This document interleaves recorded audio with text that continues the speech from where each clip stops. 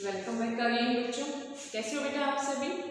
बेटा we were studying cell the basic unit of life and our today's topic is centriole and centrosome. Fine.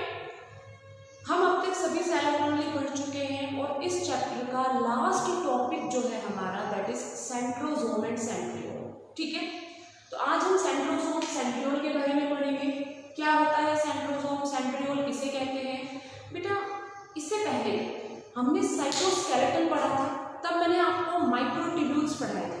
ठीक है, और microtubules से ही related हमने एक और टॉपिक पढ़ा था that is cilia and flagella. तो सेम जैसे सीलिया और फ्लैजिला में हमने जो स्ट्रक्चरल उसके कंपोनेंट्स पढ़े थे, उसी तरह से अगर मैं सेंट्रियोल की बात करूं तो सेंट्रियोल एक मेम्ब्रेन लेस सेल ऑर्गेनेली है। आप कह सकते हैं non membrane bound cell organelle है जो हमारे साइटोप्लाज्म में प्रेजेंट होती है। ठीक है, तो इसकी जो डिस्कवरी है वो किसने की थी बेटा? It was discovered by Beneden scientist. ठीक है, बेंडिंग ने इसके बारे में बताया था, but later on the term centriole was given by Boveri. ठीक है, तो सेंट्रियोल जो टर्म दी थी वो किसने दी थी हमें? पॉवरी ने। ठीक है, वन मोर थिंग बेटा, सेंट्रियोल जो है it is only present in animal cell. Plant cell में सेंट्रियोल प्रेजेंट नहीं होता। Am I clear? ठीक है, उसके अलावा अगर मैं बात करूं, मैंने आपको बताया it is non membrane bound. तो बच्चों और भी सेल ऑर्गेनेली है जो हमने पढ़ाया दे डोंट हैव मेम्ब्रेन। तो आपको याद रखना है from the MCQ, from the NEET point of view कि लाइसोसोम, राइबोसोम एंड अगर मैं बात करूं जो तुम्हारा ये है लाइसोसोम हो गया, सेंट्रियोल हो गया and nucleolus, they don't have cell membrane. ठीक है, मेम्ब्रेन प्रेजेंट नहीं होती, मेम्ब्रेन लेस होती है सेल ऑर्गेनेली। याद रखना है बेटा आपको। ठीक है, तो अगर मैं इसकी बात कर रही हूँ सेंट्रियोल की, it doesn't bear any membrane. ठीक है, plus it is present in perpendicular. कहाँ प्रेजेंट होती है? परपेंडिकुलर पोजीशन में। Suppose they occur in pair. ठीक है, ये जनरली क्या होती है बेटा? पेयर्ड फॉर्म में प्रेजेंट होती है। तो सेंट्रियोल की अगर हम बात कर रहे हैं तो परपेंडिकुलर का क्या मतलब है कि they are cylindrical in shape. पहला तो ये कि सिलेंड्रिकल होती है शेप में, और जो अगर एक सेंट्रियोल इस तरह से है तो दूसरे वाला क्या है? इस तरह से। That means they are at 90 degree to each other. ठीक है, तो परपेंडिकुलर का मतलब क्या है? इन दोनों की पोजीशन जो है वो किस तरह से होगी? 90 डिग्री टू ईच अदर। दोनों क्या है? आपस में परपेंडिकुलर पोजीशन में प्रेजेंट होते हैं। ठीक है, और इनकी जो लोकेशन है वो कहाँ होती है बेटा? एट द पोल्स, न्यूक्लियस के पास में प्रेजेंट होते हैं। ठीक है, दूसरी चीज आप ये तो समझ में आ गया कि सेंट्रियोल क्या है। तो सेंट्रोसोम क्या होता है? सेंट्रियोल जो हमारी सेल ऑर्गेनेली है उसके आसपास का जो एरिया है, साइटोप्लाज्म जो है उसके पास का, वो कहलाता है बेटा सेंट्रोस्फियर। उसके पास वाले सेंट्रियोल के पास के साइटोप्लाज्म को हम क्या कहते हैं? सेंट्रोस्फियर। ठीक है, और ये सेंट्रोस्फियर और सेंट्रियोल, सेंट्रोस्फियर प्लस सेंट्रियोल दोनों मिलके क्या कहलाते हैं बेटा? सेंट्रोसोम। आई होप ये क्लियर हो गया होगा आपको। ठीक है, हम क्या कह रहे हैं? सेंट्रियोल जो है, सेंट्रियोल के आसपास का जो साइटोप्लाज्म है, साइटोप्लाज्म जो है इसके पास, वो क्या कहलाता है बेटा? सेंट्रोस्फियर। और centrosphere plus centriole they both combine and known as centrosome. Next thing, centrosome को हम क्या बोल देते हैं? डिप्लोसोम। ठीक है, क्योंकि ये क्या है? 2 इन नंबर है। सेंट्रियोल क्या होते हैं? 2 होते हैं नंबर में, इसलिए इसको क्या बोल देते हैं? डिप्लोसोम। ठीक है, अब अगर मैं इसके स्ट्रक्चर की बात करूं, इसका जो स्ट्रक्चर होता है it is called wheel like.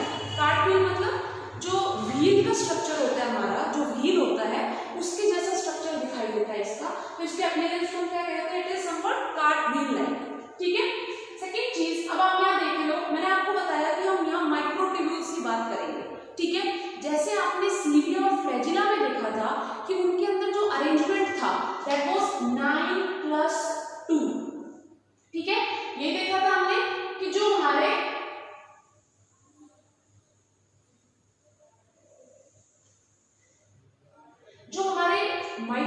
Microtubules जो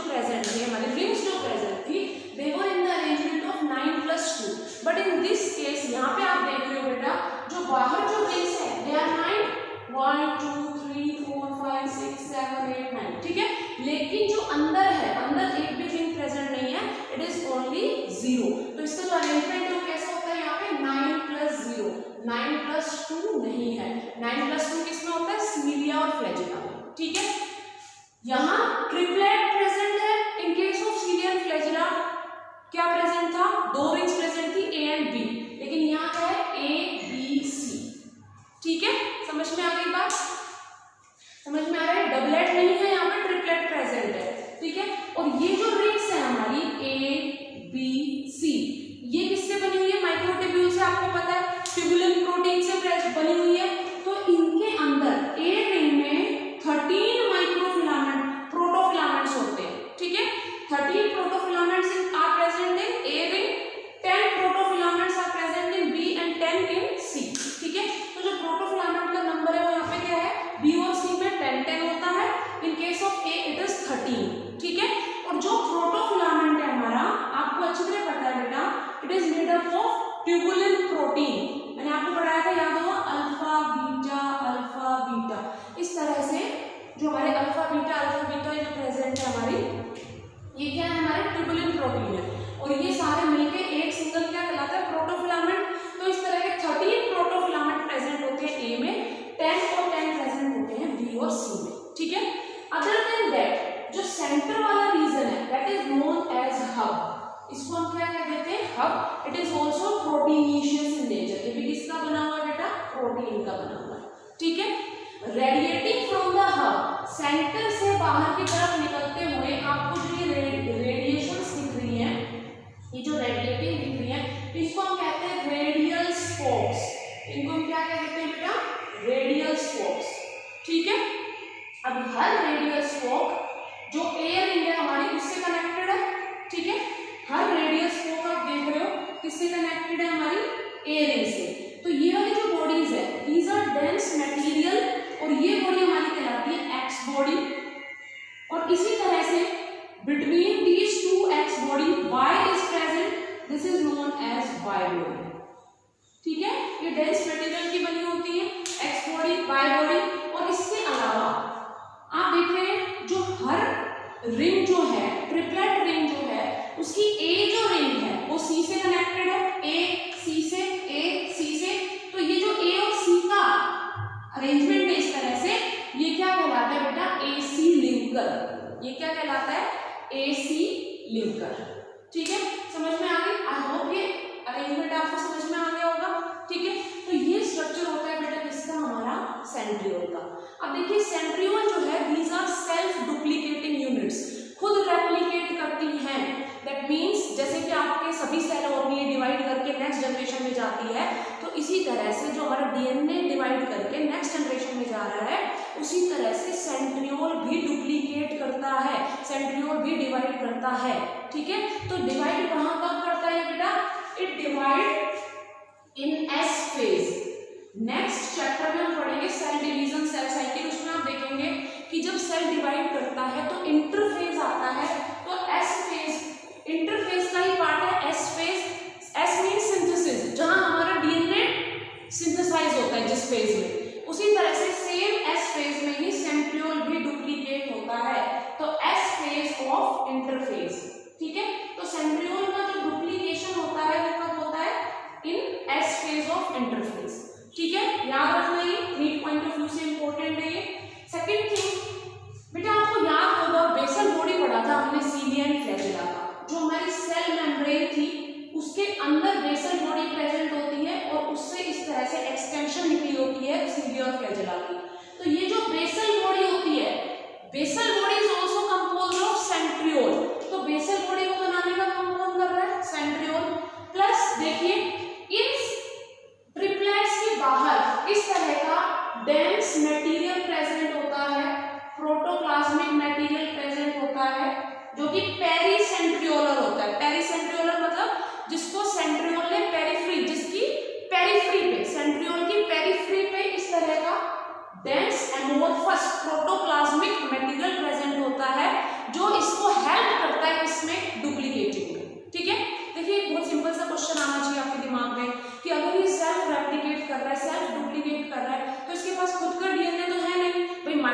माइटोकॉन्ड्रिया हो गया, हमारा क्लोरोप्लास्ट हो गया, they have their own ribosome, they have their own new DNA. तो वो क्या करते हैं, वो भी डिवाइड करते हैं, रेप्लिकेट करते हैं। बट यहाँ आप देख रहे हैं किसी तरह का कोई डीएनए प्रेजेंट नहीं है, राइबोसोम नहीं है। तो ये जो मटेरियल होता है बेटा, इसको हम क्या कहते हैं, massulae. It is known as massulae. ये इसको सैटेलाइट भी कह देते हैं हम, ये इसको हम क्राउन भी कह देते हैं। तो तीन नाम है इसके, मास्यूल्स हो गया, सैटेलाइट हो गया, क्राउन हो गया। तो ये किसमें हेल्प करता है, ये सेंट्रियोल के डुप्लीकेशन में हेल्प करता है। ठीक है, अब अगर मैं बात करूं इसके फंक्शन की, इसका जो फंक्शन है वो क्या है बेटा, it helps in the spindle fibre. देखिए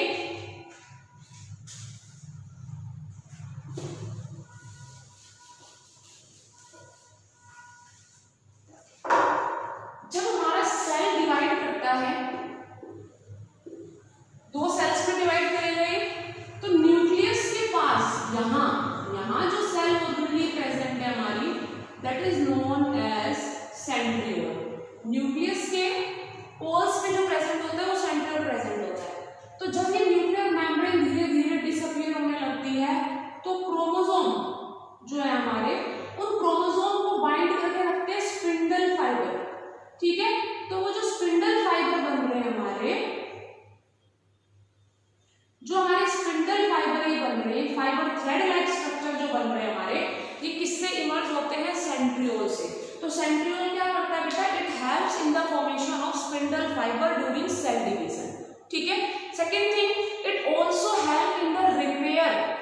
जो सीलिया और फ्लैजेला है, अगर वो कहीं से रप्चर हो जाते हैं तो उनकी मेंटेनेंस और उनकी रिपेयरिंग में भी सेंट्रियोल हेल्प करता है। क्योंकि मैंने अभी बताया आपको, तो जो बेसल बॉडी है, जो बेसल बॉडी आपने देखा था, बेसल बॉडी बेटा it is a part of cilia and flagella, जो कि सेल मेम्ब्रेन में जो पार्ट रह जाता है सीलिया फ्लैजेला का, वो कहलाता है बेसल बॉडी। तो सेंट्रियोल ही वो है जो बेसल बॉडी को बनाने में भी हेल्प करता है।